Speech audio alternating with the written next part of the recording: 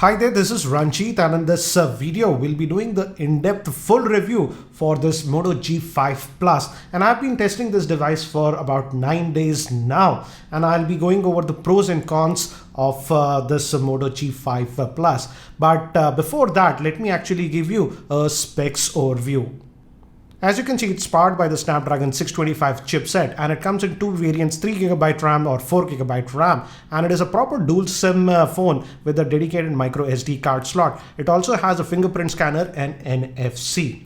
And before I divide this review between the pros and cons, again, I'll be having timestamps in the show notes so that you can jump between the various areas of this review, because this review is going to be really big, because I've made a lot of pointers and I want to share all of those things in this video. And I've already posted the unboxing and FAQ video on this Moto G5 Plus. That also answers a lot of common questions that you guys were asking. Link for those videos will be there in the YouTube show notes. And also many of you were asking me to compare this Moto G5 Plus with the Honor 6X in terms of camera performance. So that is also included in this video. So let's start this review, and let's start with the pros. What are the things that I really liked about this Moto G5 Plus? And the first thing is regarding the screen quality. Yes, now the screen has sort of shrunk. It's having a 5.2-inch screen, but it's still a 1080p screen, and the screen quality is actually very good. Many of you were asking about the screen quality. I have no issues regarding the screen quality.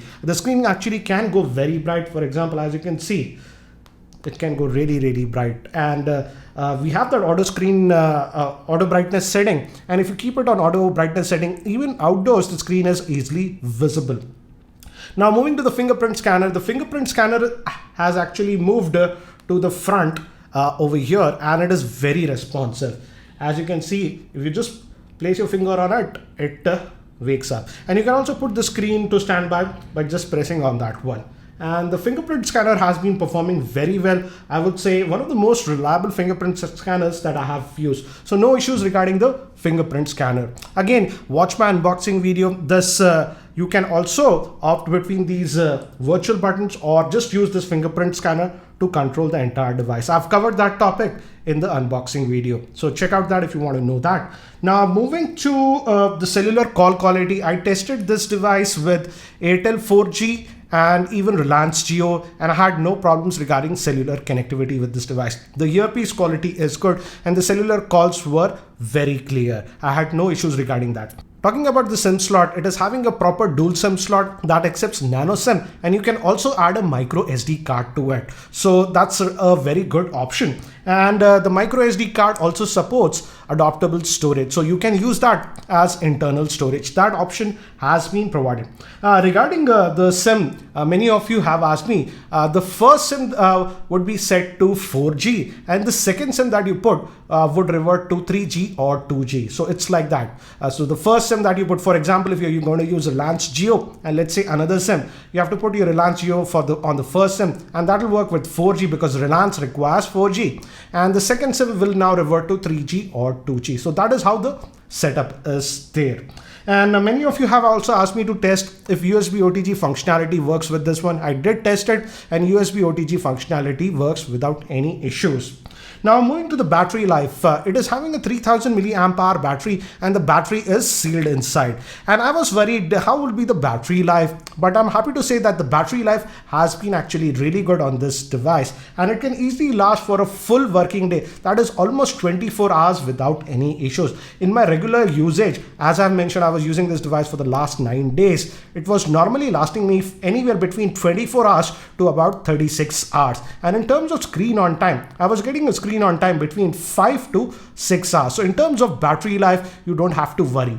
Also, the charger that is supplied is a fast charger that comes inside the box. And regarding the fast charging time, when it was at 10%, I put it on charge, and after 55 minutes, I looked at it and the charge was about 75%. So it charged about 65% in about 55 minutes. But another peculiar thing that I've noticed with the charger is that it looks like the charger and the phone is detecting the ambient temperature. As it's having a fast charger, while you charge the phone, the back will get a bit warm. That is sort of normal. But when I was charging it here in my office, as you can see in my office, it's actually relatively cool here. It was charging pretty quickly. But when I tried to charge this one, upstairs in a storeroom kind of a thing where there was not a lot of ventilation, that room is sort of hot, it was taking quite a bit of time to charge. So looks like if the phone is sort of getting heated while charging, it's reducing the charging. But fast charging is actually implemented on this device, so roughly it should take about anywhere between 1 hour 20 to 1 hour 30 minutes to charge it fully. Now moving to sensors, it has many of the sensors that you expect, like the ambient light sensor, even gyroscope is there, but sadly the compass sensor is simply not there. I'll talk about that and many of you actually asked me how would be the GPS navigation as this does not have any compass sensor. So I tested that and here is the clip. Trying the GPS test on this Moto G5 Plus as it does not have any compass. So let's see what will happen when we make an immediate turn. As you can see, we are driving, so let's test that. We are just making a turn now. Let's see if it immediately reflects turn on right the map. onto street number 20.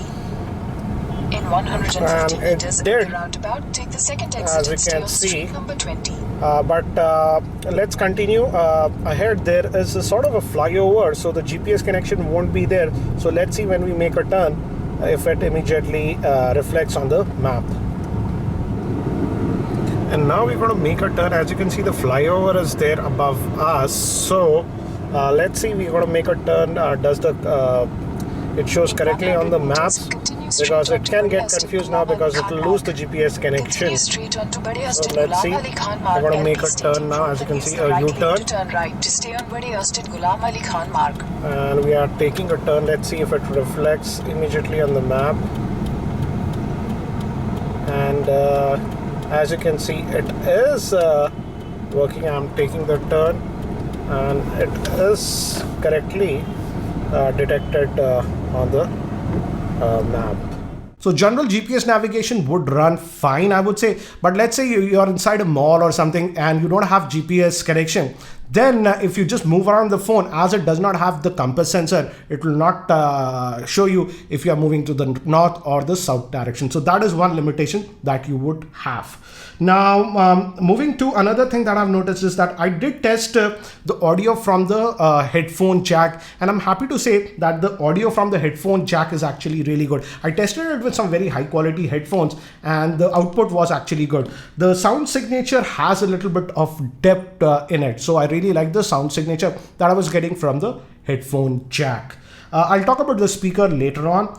And moving to gaming, I did test this phone with quite a bit of gaming, and even I posted a dedicated gaming review with many of the heavy games like Asphalt, Modern Combat 5, Nova 3, and it ran most of the games without any issues. With Asphalt, yes, I noticed some minor lag here and there, but overall the gaming performance was actually good. And the good thing was that the handset did not overheat even with extended gaming. The maximum temperature that I noticed after extended gaming was about 42 degrees Celsius. Now moving to the user interface, it's almost stock Android user interface that you find on this, and also we have the Google Assistant pre-installed. So once you add your Google account, you can invoke the Google Assistant and it works. So almost stock like Android experience apart from some Motorola specific apps. So that's a good thing in my opinion. And in general day-to-day performance, I did not notice any lag whatsoever on this device. And it runs on the Snapdragon 625 chipset and it handles everything without any issues. Also, NFC support is also there on this device. Now talking about the camera, which is the highlighting point of this device, as you can see, the rear facing camera, they have a new 12 megapixel rear facing camera with f1.7 lens, hence it gathers in a lot of light. And here are some of the sample shots And I've already posted a camera comparison video where I compared this phone with the Moto G4 Plus and also the Redmi Note 4. Again, a link for that video will be there in the YouTube show notes. And also in that video, there are a lot of video samples and also the front-facing camera performance. So I would suggest that you watch that video to get a more idea regarding the camera performance. But as many of you have asked me, I also compared this Moto G5 Plus with the Honor 6X, and here are the samples side by side so that you can judge which one is doing a better job. Pictures side by side, and this was in harsh lighting conditions, and here I feel the Moto G5 Plus produced slightly warmer colored pictures, which is more close to the reality. But in this picture, I would say the Honor 6X did a better job, and the picture is not overexposed. The G5 picture is slightly overexposed, but that G5 gets that more bokeh effect because of the f1.7 lens. This picture clearly shows you the exposure. The exposure is well done on the Honor 6X. It's not blown out slightly like the Moto G5 Plus did on the petals, but in terms of color accuracy, I feel the Moto G5 Plus has more accurate colors.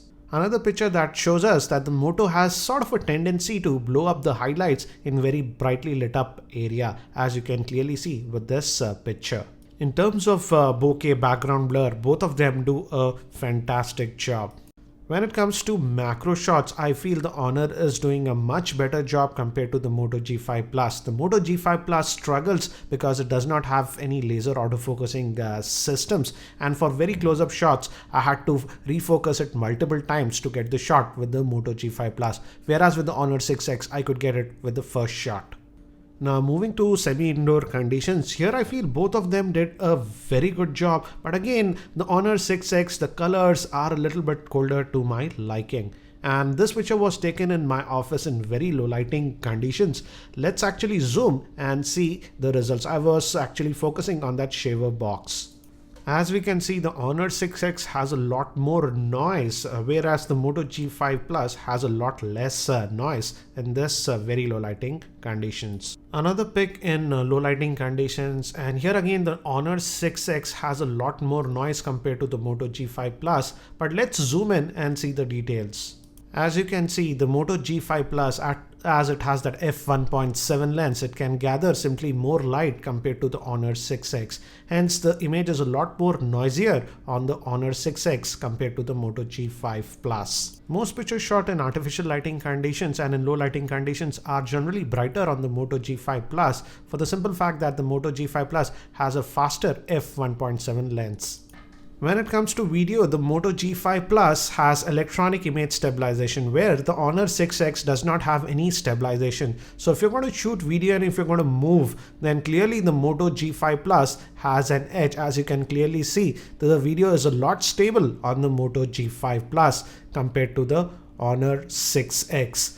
But when it comes to focusing, again you'll notice that strangely the Honor 6X was able to focus faster compared to the Moto G5 Plus, which was very strange. So again, if you move around the subject too much, then the Moto G5 Plus was slightly slower compared to the Honor 6X in terms of focusing.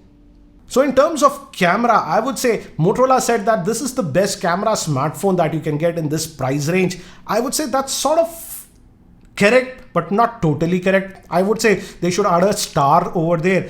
It does a great job in terms of camera performance, but again, it is not the best in every segment, as you have seen from the sample shots. In some areas, I feel the Honor 6X went ahead. Again, I hate the fact that Motorola didn't implement the laser autofocusing system on this, and that was one of the main reasons when I was taking macro shots, I was having sort of difficulty with this Moto G5 Plus. But still, considering the price point and the video performance that we get with this one, I feel the camera performance is one of the best in this price segment.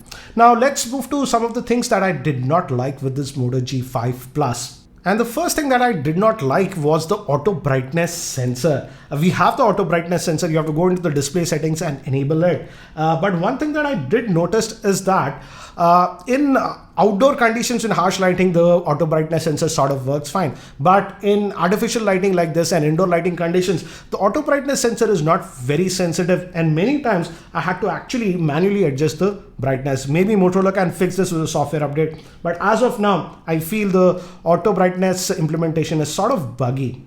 Now moving to the speaker, this one has just a single speaker, and that speaker is on the earpiece. I would say it gets the job done, but most of the time when I was using this phone, I was keeping the volume level at max, and I always felt that it should have 1 or 2 levels more of loudness. So that is one thing that I did not like, and I frankly feel Motorola should have implemented dual speaker setup on this one, but sadly it's just a single speaker. But the bonus is as it's a front firing speaker, it's an okay experience, but I frankly felt the speaker should have been slightly louder.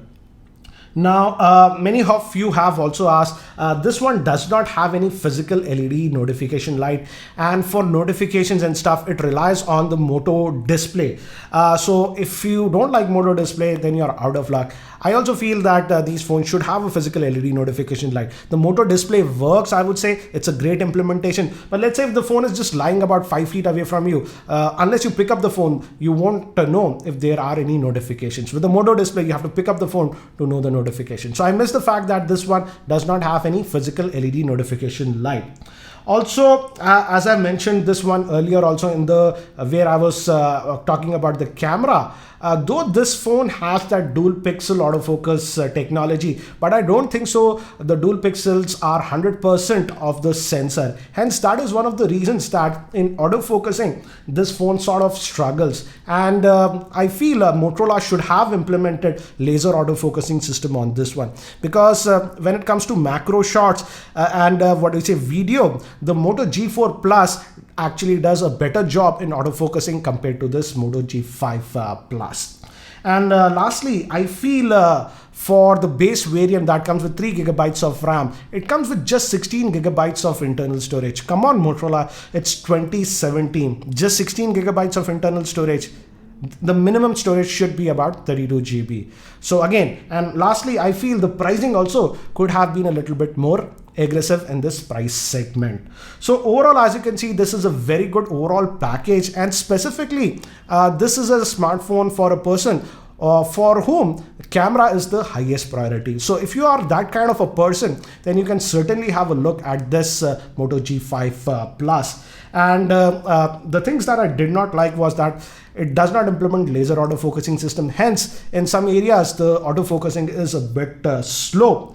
And also the dual speaker setup should have been implemented, but nevertheless I would say it's overall a very good smartphone. And if I have to rate this phone out of 10, I would rate it 8.75 out of 10. Again, I have also posted other videos on this Moto G5 Plus. For example, I've answered 25 of the common questions that you guys were having about this Moto G5 Plus. Link for that video will also be there in the YouTube show notes, so make sure you check that out. And guys, so that's it for now for this video. I hope you liked this video review, and if you liked it, I'll appreciate if you can click the like button, and if you're not subscribed to my YouTube channel, hit that subscribe button. Thanks for watching. This is Ranjit, and I hope to see you in my next video.